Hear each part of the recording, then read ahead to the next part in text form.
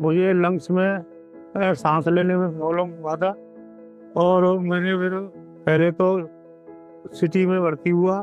City वालों ने refer किया यहाँ पर और यहाँ में 1 साल से अपना इलाज करा रहा हूँ और मुझे बहुत आराम मिल रहा है और मैं बिल्कुल इस टाइम 90% सही हूँ।